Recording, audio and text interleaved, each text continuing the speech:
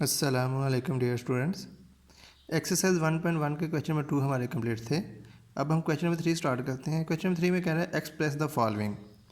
पहले पार्ट में कह रहा है the perimeter p of the square as a function of its area A. यहाँ तीन चीज़ें हैं। सबसे पहले पेरीमीटर का जिक्र किया गया है, स्क्वायर का जिक्र किया है, फिर उसके एरिया का जिक्र किया गया। सबसे पहले हमें स्क्वायर का पता होना चाहिए कि स्क्वायर होता क्या। स्क्वायर किसको बोलते हैं? जिसकी चार साइडें होती हैं और चारों साइडें आपस में क्या होती हैं?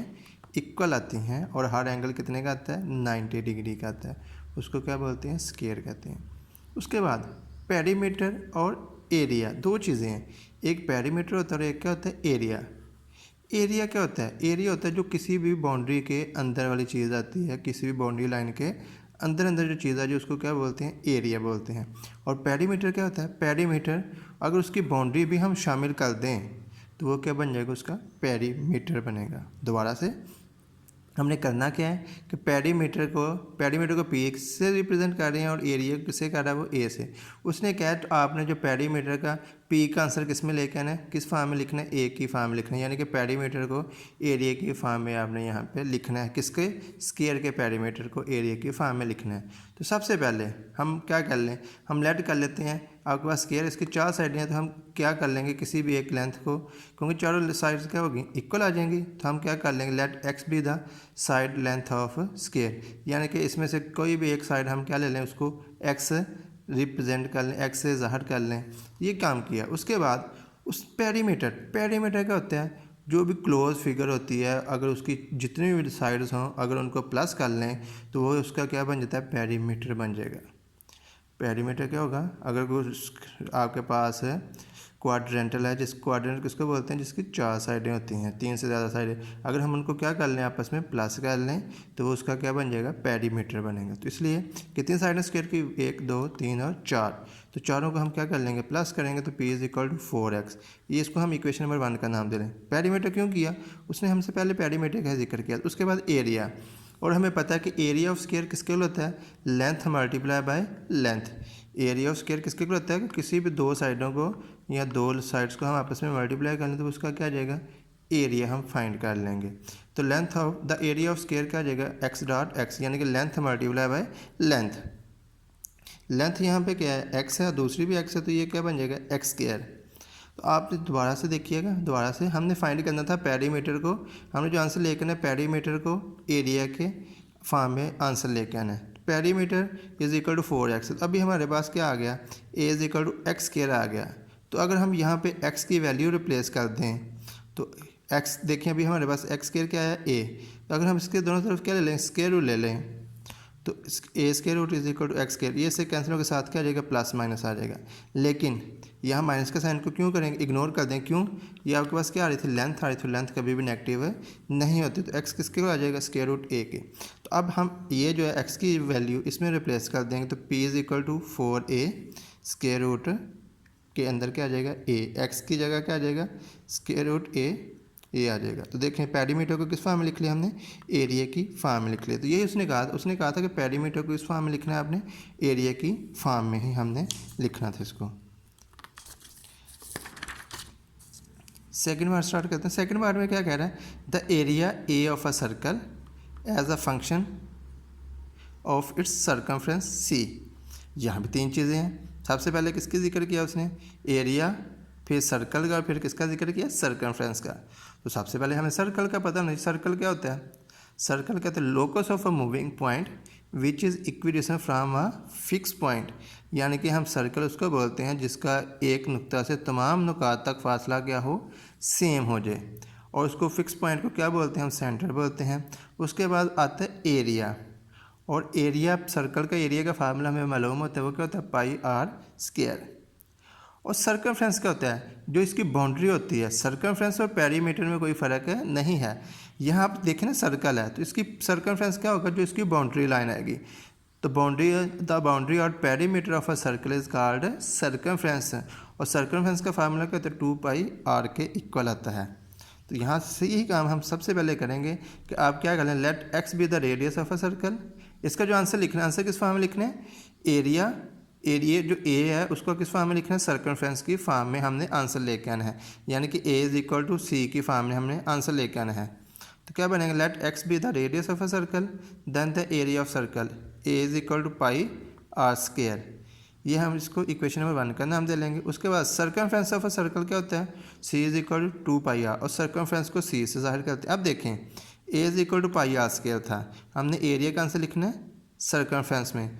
तो अगर हम यहाँ से आर की वैल्यू लगा दें, यहाँ से हम आर की वैल्यू निकाल लें सर्कमफ्रेंस से, तो वो क्या बनेगी, सी ओवर 2 पाई। तो ये जो आर की वैल्यू हम इसमें रिप्लेस कर देंगे तो क्या बन जाएगा, A is equal to pi C over 2 pi, ऊपर क्या आएगा स्क्वायर। स्क्वायर क्यों था, क्योंकि आर के ऊपर यहाँ पे क्या था, स्क्वायर था।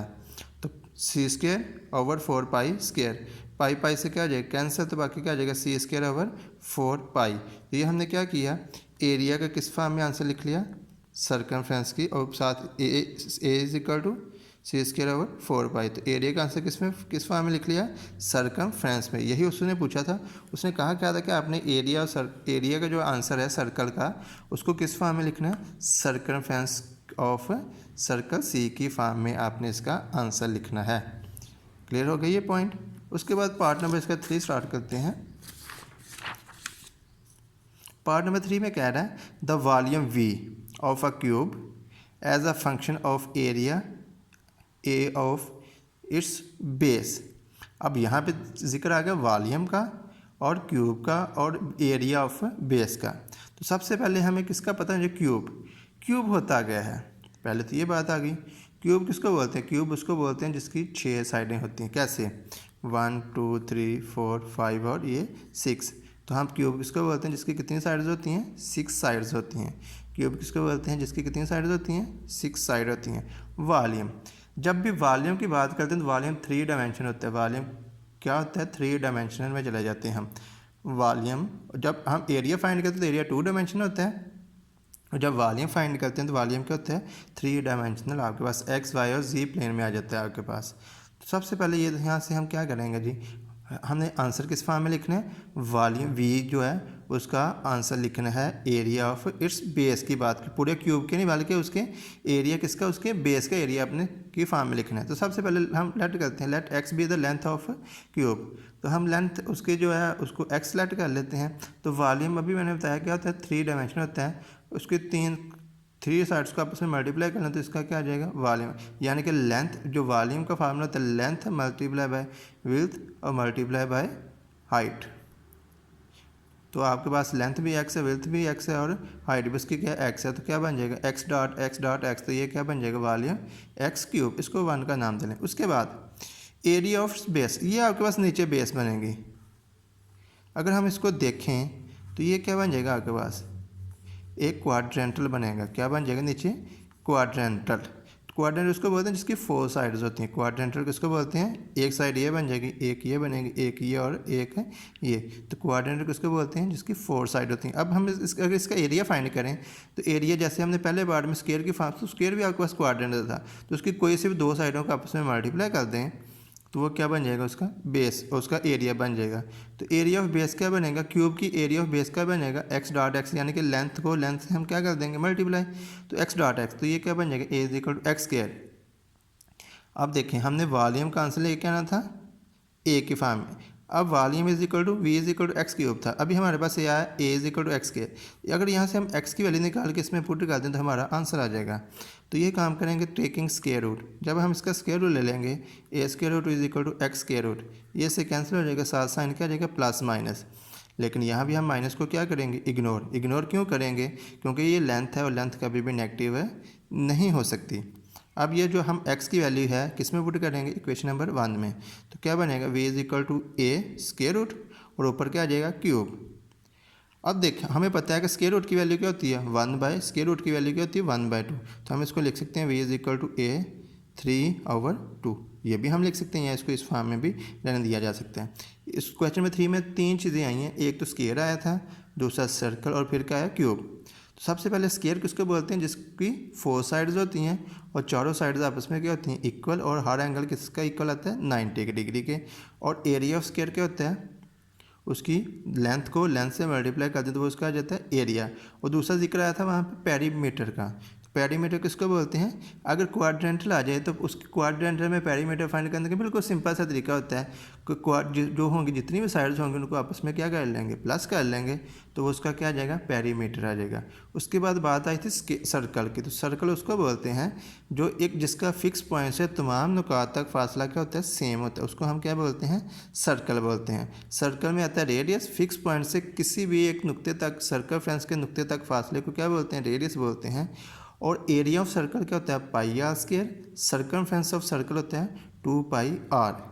उसके बाद आता है वॉल्यूम ऑफ क्यूब। क्यूब उसको बोलते हैं जिसकी 6 साइडें होती हैं और वॉल्यूम हमेशा 3 डायमेंशन में चला जाता है। और जब हम इसकी बेस की बात करेंगे क्यूब के, तो वो आपके पास क्या बन जाएगी, क्वाड्रेंटल बनेगी, और उस पर फार्मूला लगा देंगे और आपने ये सिंपलीफाई इसको करके तो उसके आंसर लिख लेने हैं।